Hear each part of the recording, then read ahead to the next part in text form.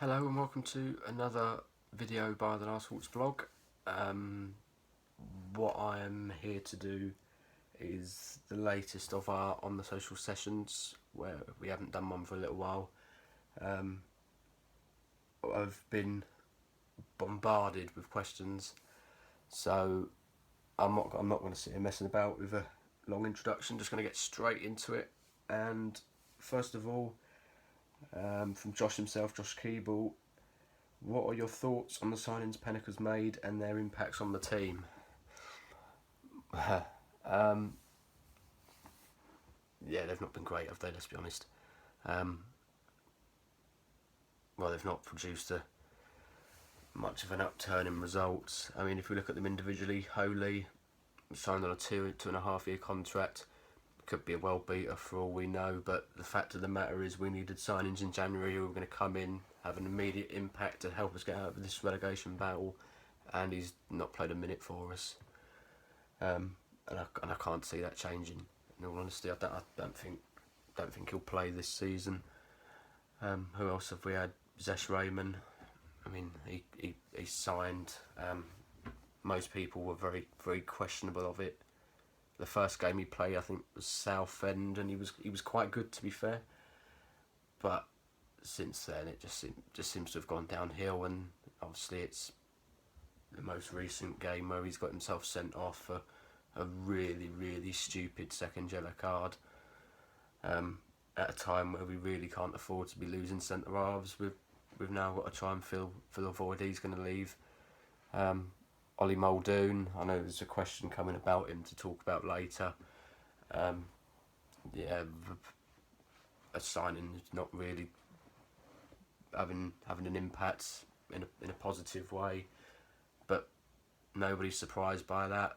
We've obviously got the two Bournemouth lads, Quigley. I think we all knew he was never going to be 100% fit all the time he was here because of the injury he had, and that's proved to be the case again. Southend, his first game back, he looked half decent, and since then he's just looked incapable of completing enough minutes, really, without looking fatigued, without being easily outmuscled. He's not fully fit, is he? Let's be honest. I don't think there's any doubt about that. He probably shouldn't really be playing as often as he is. And Cornick,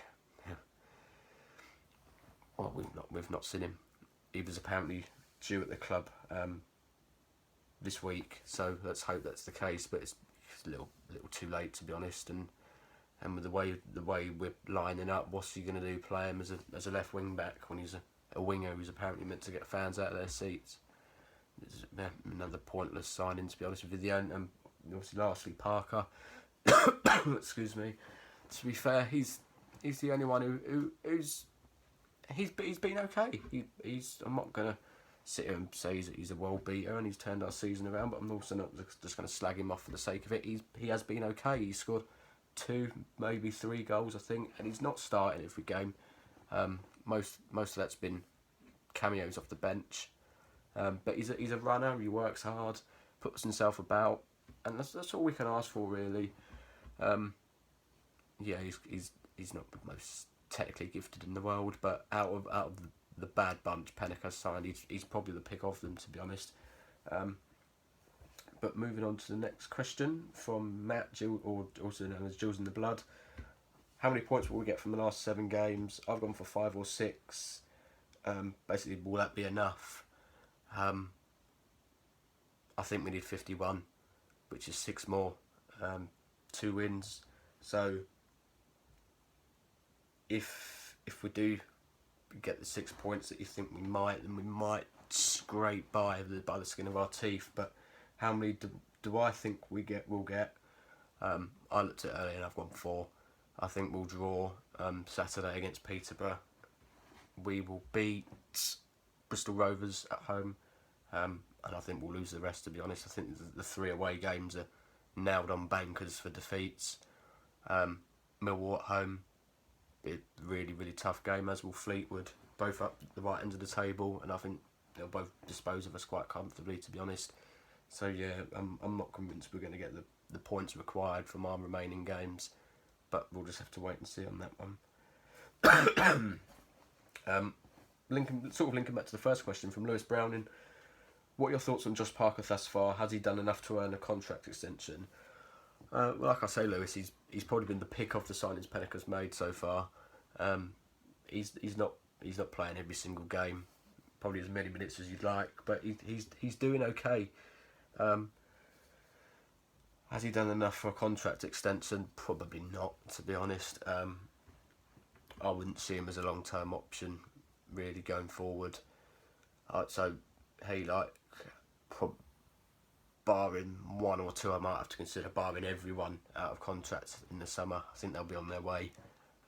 Everyone's saying it, we're going to have to completely reshape this side. And ultimately, I think everyone that's out of contracts is unfortunately going to end up paying the price for that in the summer. And that includes Parker, unfortunately, for him. But that's just the way it is. Moving on from James Hawkins, if we got relegated, what could this mean for Gillingham FC?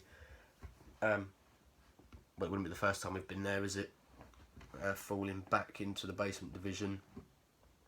But yeah, serious questions would have to be asked about what's going on, because obviously we had the promising season for so long last time round. Everyone was convinced that with the squad we'd put in place this season that we was going to have a really good go at it and try and kick on a step further from last year. And well, to say it's gone woefully wrong is an understatement. But what does it mean for the club? It's a lot of people are suggesting now that there's got to be changes at all levels if the worst was to happen. Never know what's around the corner, but yeah, we'd need a new manager. We'd need virtually a whole new team. So it will be difficult. There's no guarantees we'll be coming straight back up at all. There's been teams that have fallen straight through from League One right through to the Conference without a trace. Tranmere being a notable example. They had one really good season where they challenged right up the top for 90% of the campaign and missed out on the playoffs at the end like we did last season. Next year they went down, and I think they went straight through League Two and they're in the Conference now.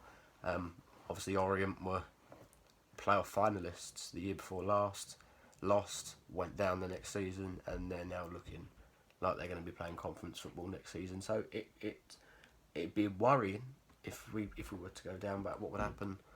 But we'll just have to see and take that as it comes, which hopefully it doesn't, but we'll just have to wait and see. Next question from Don Ballard.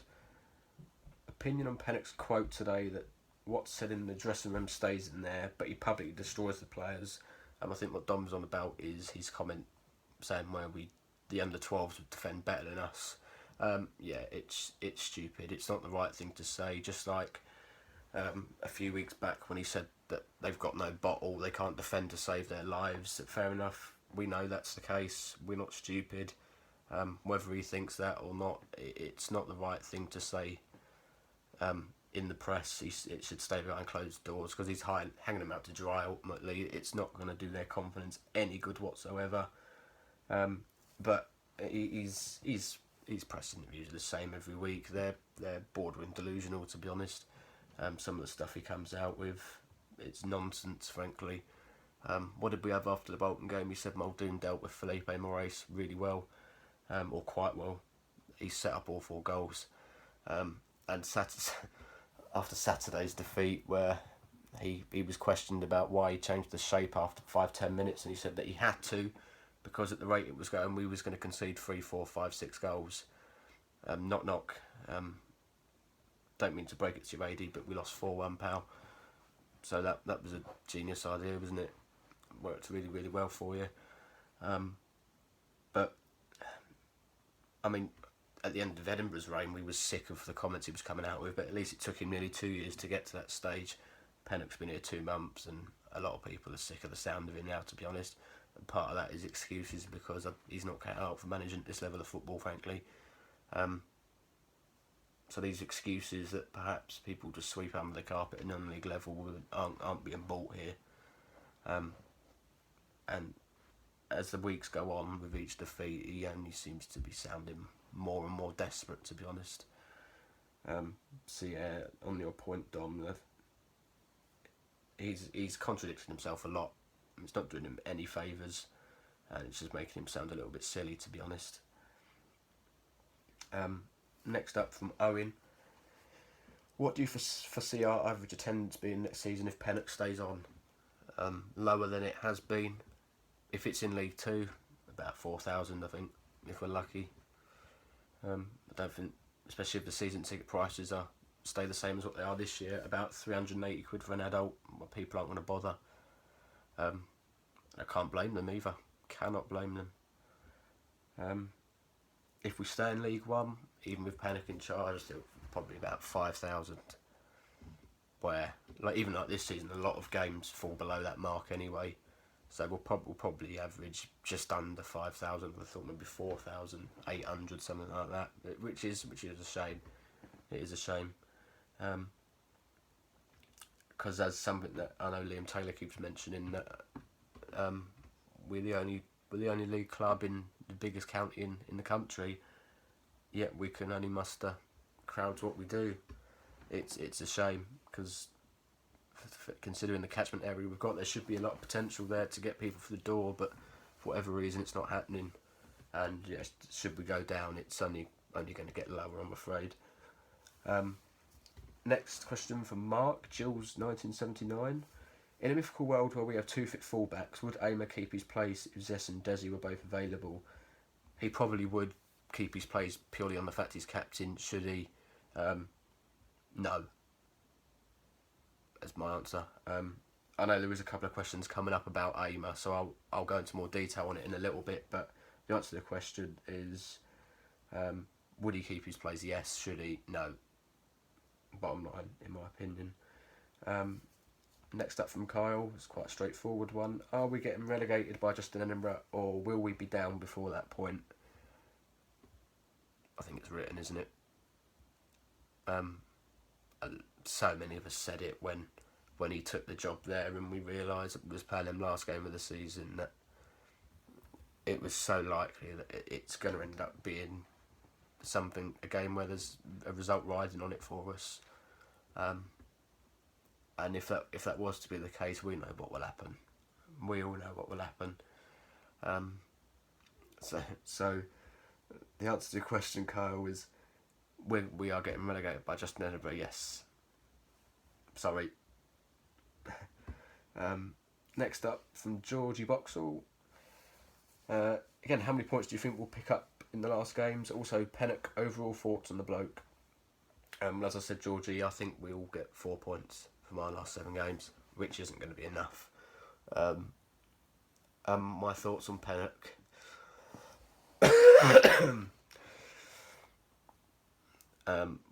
Listen, I've said before, I don't blame him for taking this job. It's a big progression in his career for where he was in the conference. It's a club clearly close to his heart, that he lives round the corner, so he was always going to take it.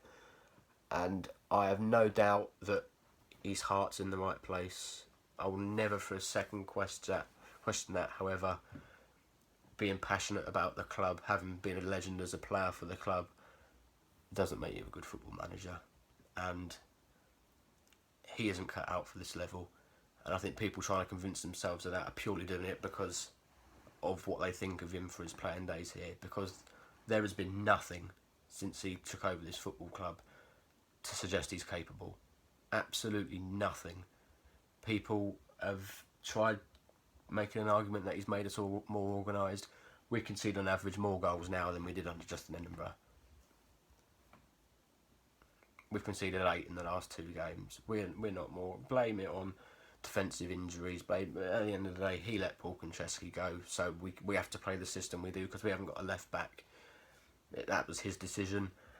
That's the bottom line.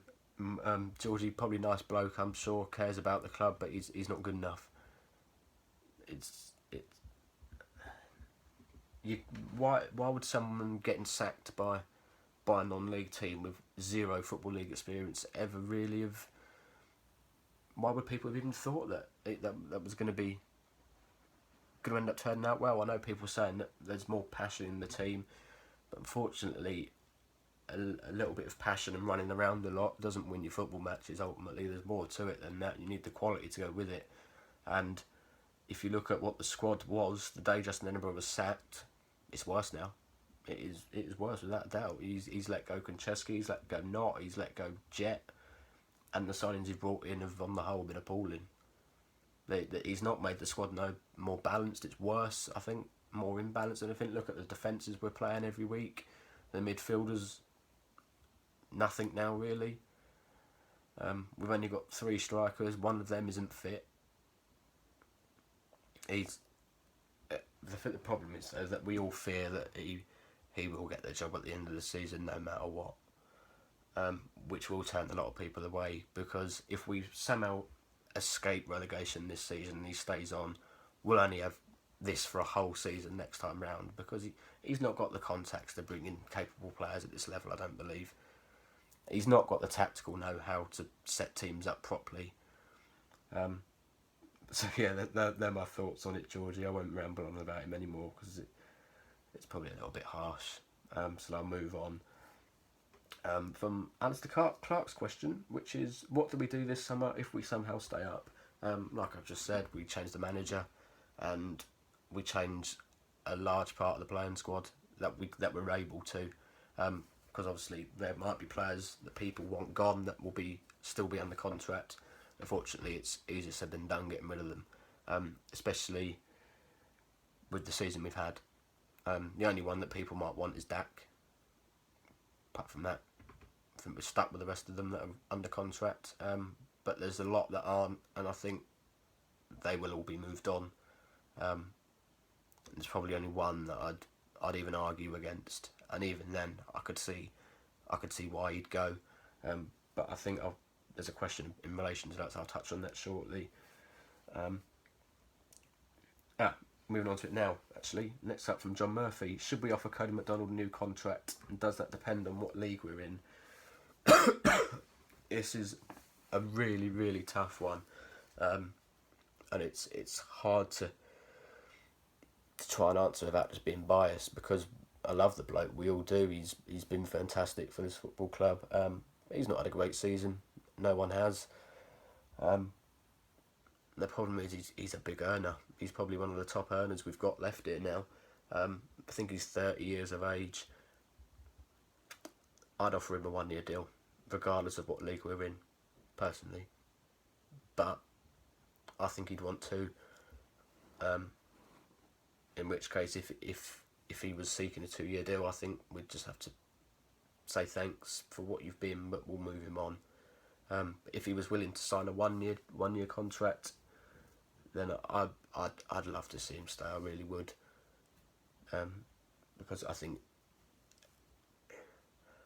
in a team that lacks leaders, he's one of few that I see really try. He tries to get people going, and this doesn't just apply for him. This applies to everyone that's played up front for this season. At times, the service has been dross. It's hard to create chances for yourself all the time, and that's what a lot of the time the strikers have had to be doing. So I feel for him a little bit, but no, I'd love it if he was still here next season. I really would, but I don't think it's going to be the case, to be honest. Next up from Italian Jill, who would you play in defence on Saturday?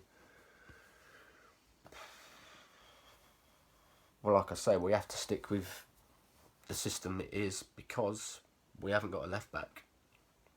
Does he let Konchesky go? Lee Martin isn't a left back. We can probably get away with playing him as a left wing back, although it's not his position, but he wouldn't be able to play left back. So right wing back, Wagstaff, providing he's fit, and the 3 centre halves, fortunately as bad as they are, it's still going to have to be Aimer, Oshiladri if he's fit, and probably Dickinson. It's hard for him, because it's a tough position to start playing in the team where, early in your career, where this team is, well, it's the second worst defence out of 92 teams in English football, in the top 4 divisions. That's how bad it is, and we're asking a 20-year-old, I think he is, to come and do a job in there. It's really, really hard on him, but unfortunately it is desperate measures. It really is. It's probably Oshiladri's fit, because if he's not, I don't know what we're going to do. Osadibi, I think it's the only other option in which case I think Tom Nichols up front for Peterborough will have a field day. Really do. That's all I think we can do. I don't think there's a lot of other alternative in how we go about the defence. So moving on to Mark Walder, who has asked, have we left ourselves too much to do? You look at Southend and Scunny and then Bolton, 1 step forward and 2 steps back. Have we left ourselves too much to do? In a way, no, because it's still in our hands. We've still got the gap there. If we win 3 games, we will stay up. But I mean, our fixtures aren't particularly easy for our running. But I suppose, in a way, I think we will get relegated. So yeah, we have left ourselves too much to do. You can argue it that way. But you're certainly right about it being 1 step forward and 2 back. Sometimes it's 1 step forward and 4 back. It's been that kind of season for us, unfortunately. We've not consistently won games. I think we only won back-to-back games twice. And even then, the run stopped at 2. We've not been able to win 3-4 games on the spin. And that's why we are where we are ultimately. And another question from Mark is that if the inevitable happens, people will blame Jed and AD. It's those players. We make the same mistakes every week. Discuss. You're spot on. Top level of the blame has to lie with the players. It's them that go out there. It's them who haven't been doing their jobs properly enough this season.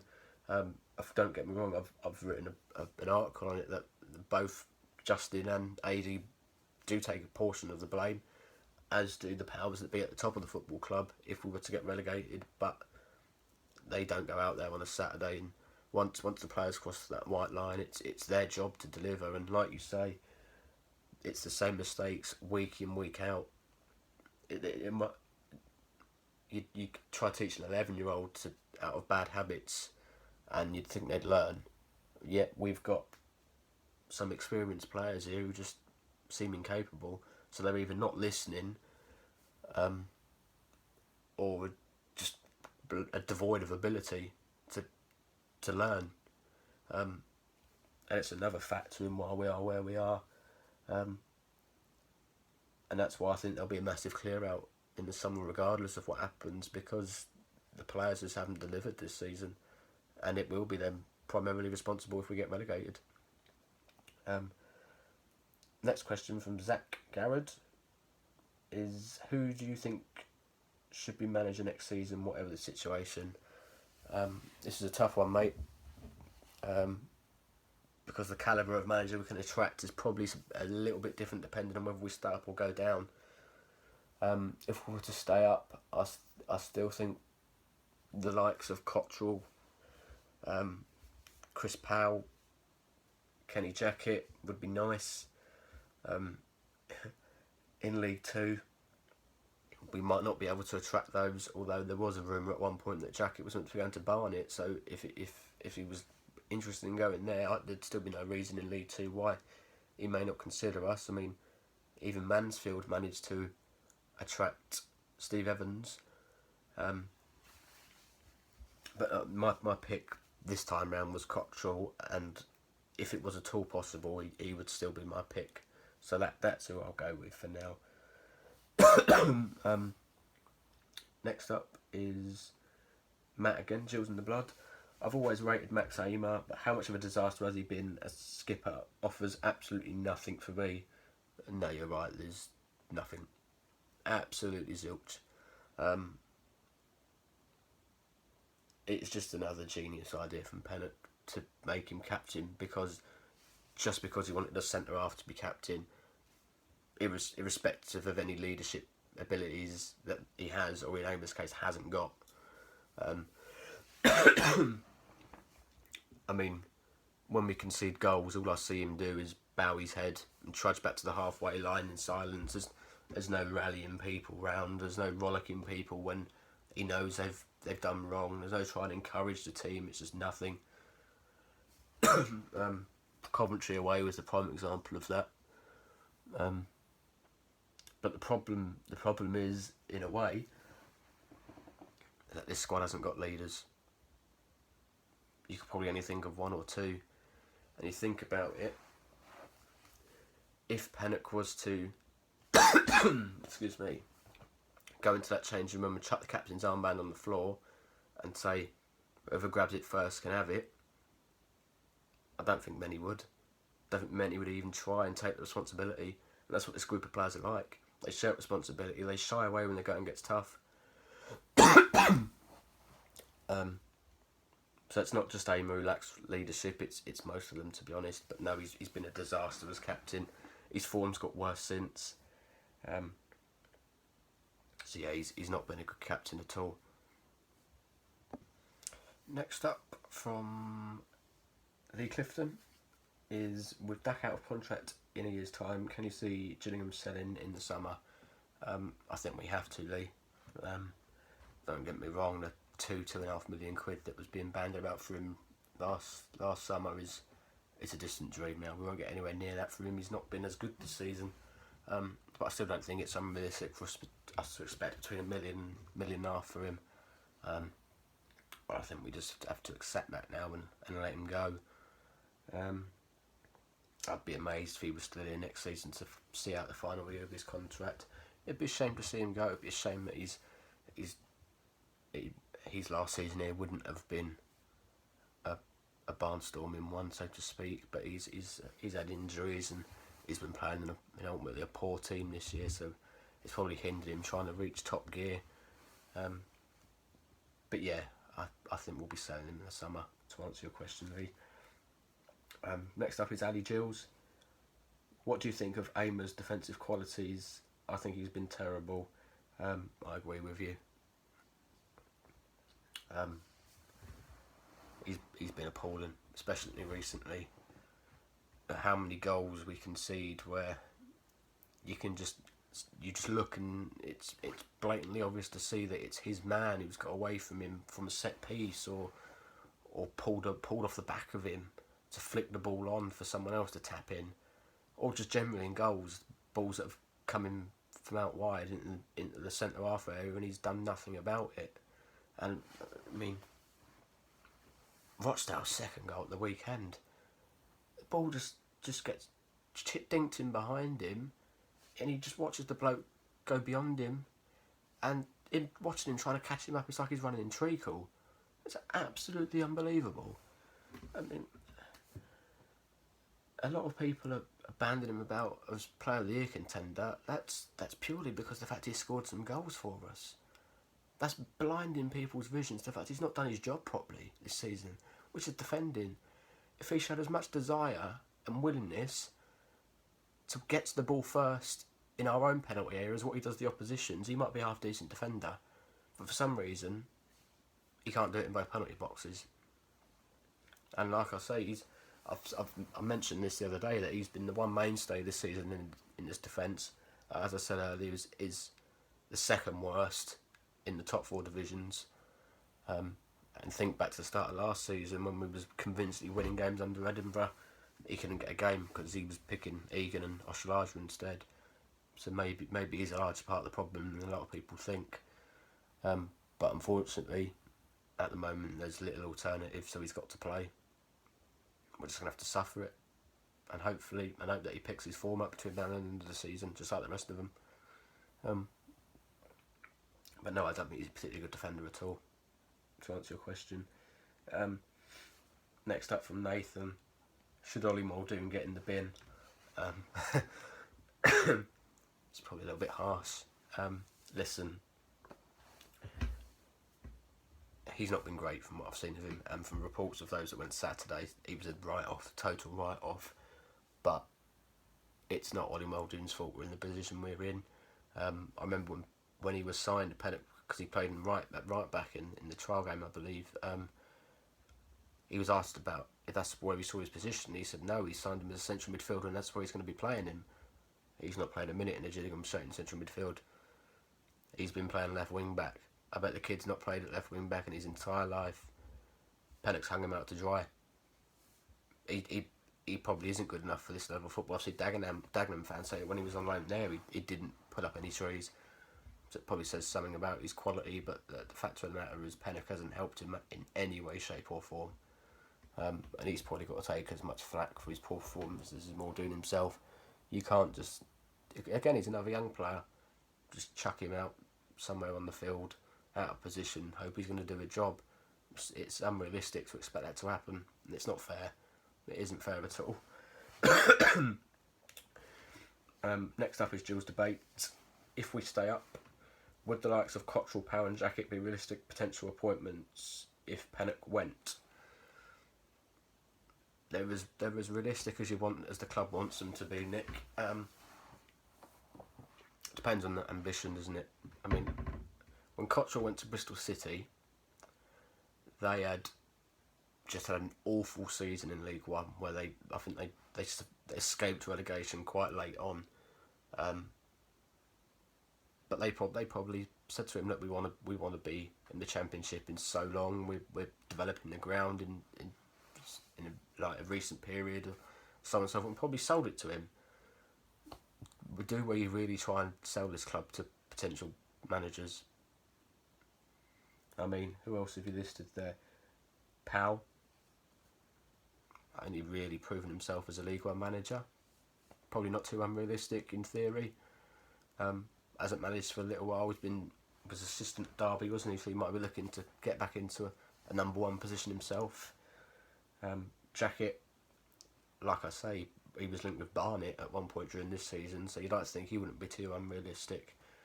The reality of whether we'd get them is a completely different story.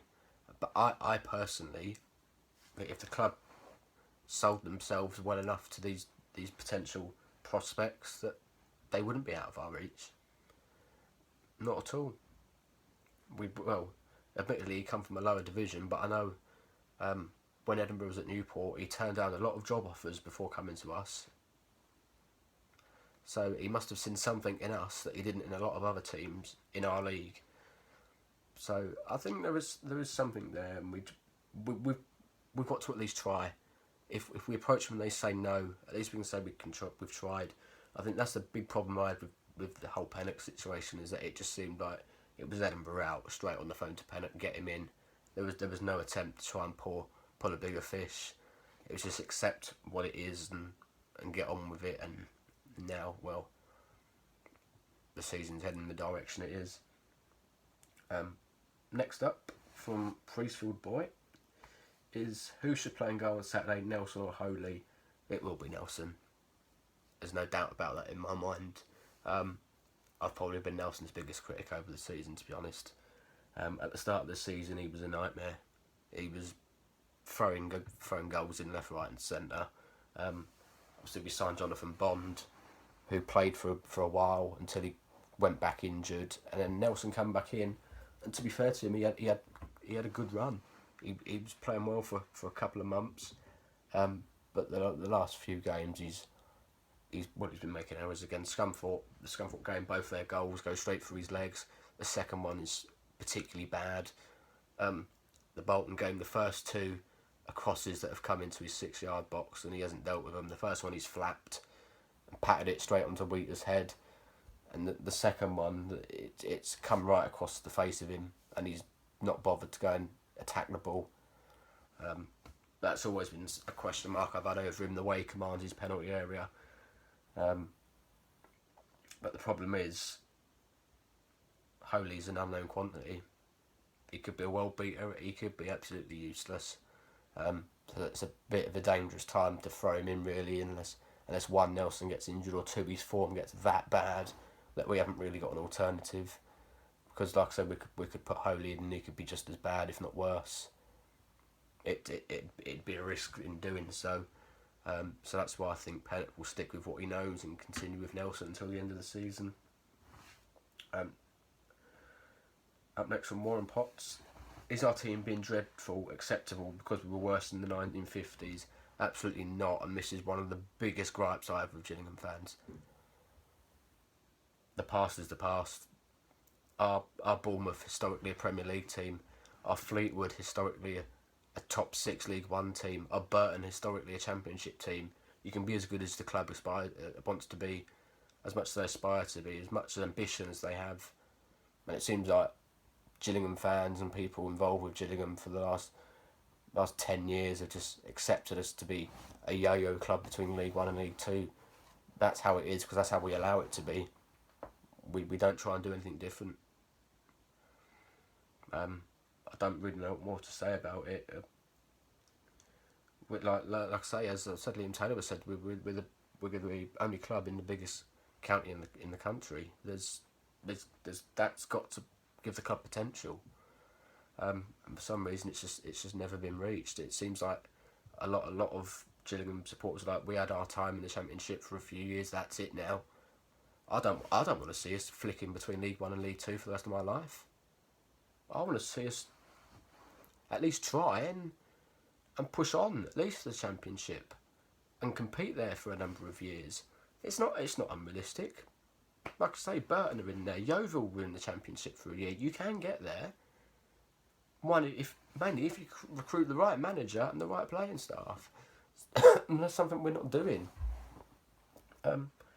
Moving on to, and finally, this is, no, it's not. It's the second last question. My mistake. SE London Gills.